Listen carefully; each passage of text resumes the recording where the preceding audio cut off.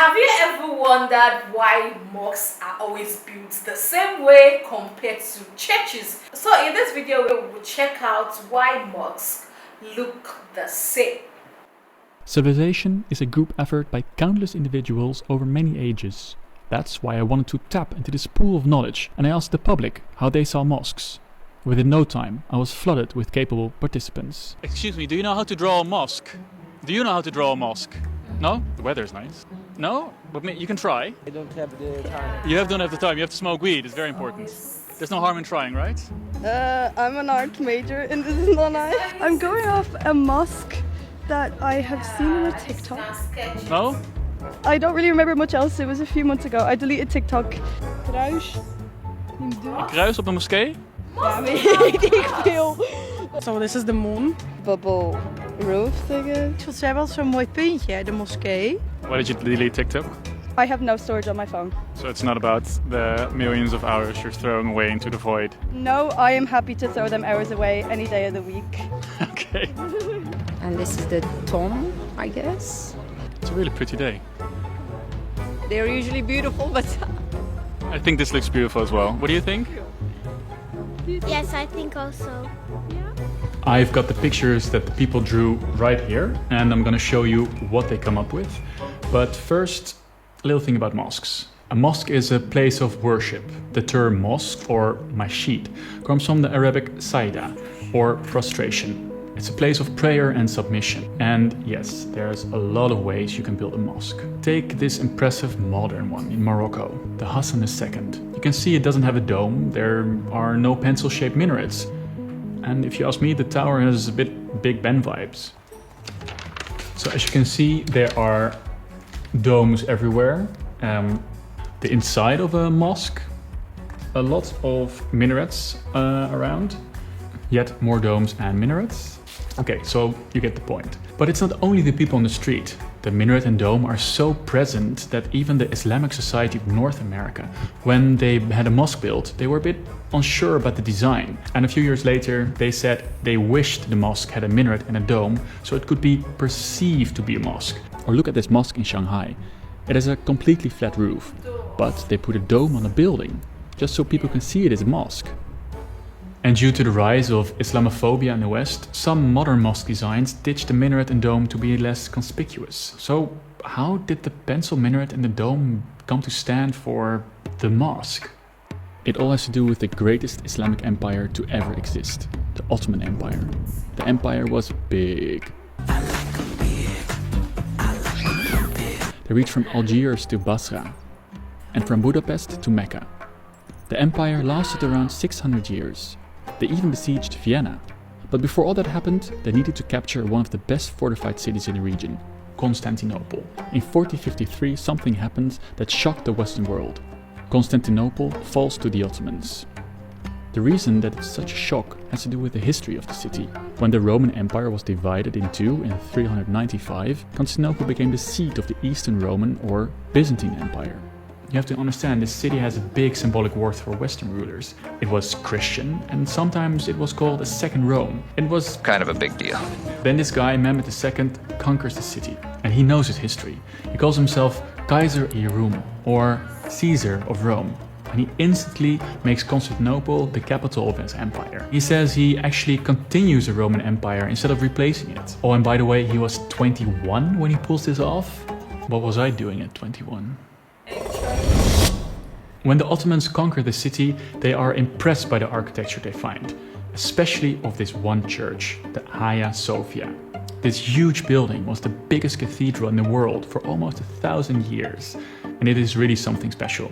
The Ottomans converted the church into a mosque and they add minarets to it. They do have a challenge. They look at all these monumental buildings and they want to build like this. But not only that, they want to improve it and make their own version of this new mosque. We can look at the difference of Ottoman architecture before and after the capture of Constantinople. So this is a mosque they built in 1399, like 50 years before they conquered Constantinople.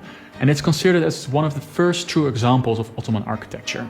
So yes, mosques with domes were already a thing. But before the Ottomans conquered Constantinople, they usually made mosques with a lot of smaller domes. And what then follows is a whole different ballgame. And there's one man who makes a big impact on Ottoman architecture. Mimar Sinan is seen as the greatest Ottoman architect that ever existed. He gets to work to improve the Hagia Sophia. He really wants to one-up it, to make it better. And although he built hundreds of buildings, there are two mosques that stand out. The Suleimani and then the Selimiye. I hope I'm not butchering that too much. You can see the influence the Hagia Sophia had. You have these sprawling mosques with domes, half domes, tinsel minarets and a courtyard. They show a confident global power, the Ottoman Empire at its greatest. I went to Istanbul twice and it's really something to see these mosques, so definitely go there if you have the chance. The difference of before and after in the Ottoman Empire is big. A whole new style emerges that will be a blueprint for the entire empire. And Sinan, he is sure he succeeded in his goal. What I think is interesting is how these new mosques were partly based on a Christian church. I think it's actually a really good example of cultural dialogue. Cultures and religions, they don't exist in isolation. They interact all the time. I mean, the Christians just took over the whole Jewish holy book and made it the first part of the Bible. I think it's a good reminder because in our day and age we often get the feeling that everyone is divided on ethnic, social and religious lines. And in that way we lose sight of beautiful examples of inspiration, innovation and cultural dialogue that happen. After this moment, mosques really change. And because the Ottoman Empire is so big and influential, you see this Ottoman style just popping up everywhere in the countries it conquers. So this mosque design with dome and minaret actually becomes a template in a big part of the Muslim world and beyond. Take the Taj Mahal. Some say it is inspired by Ottoman mosque design, but even the influence of the powerful Ottoman Empire is limited.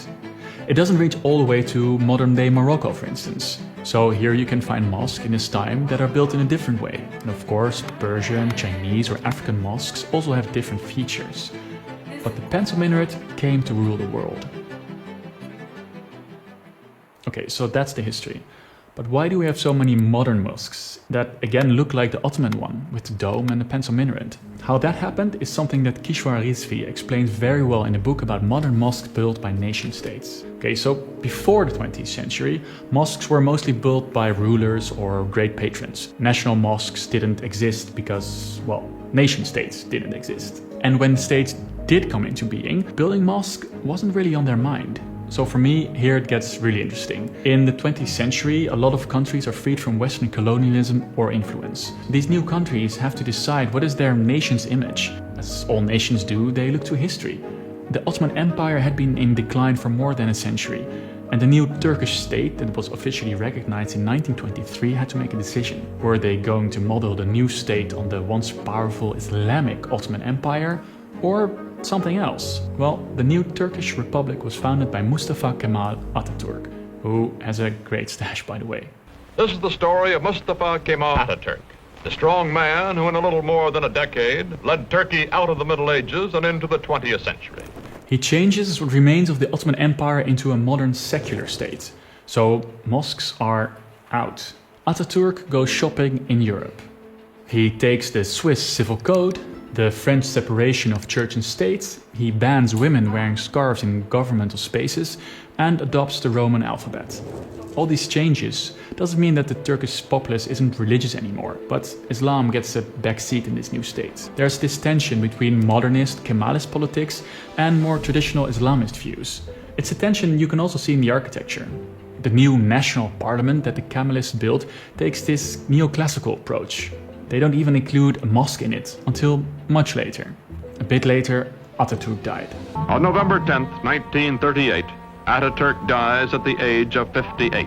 After his death, you can see the tension between these Republican and conservative politics in two buildings, the mausoleum of Atatürk and the Koçtepe Mosque. This mosque is the first in the slow revival of Ottoman mosques.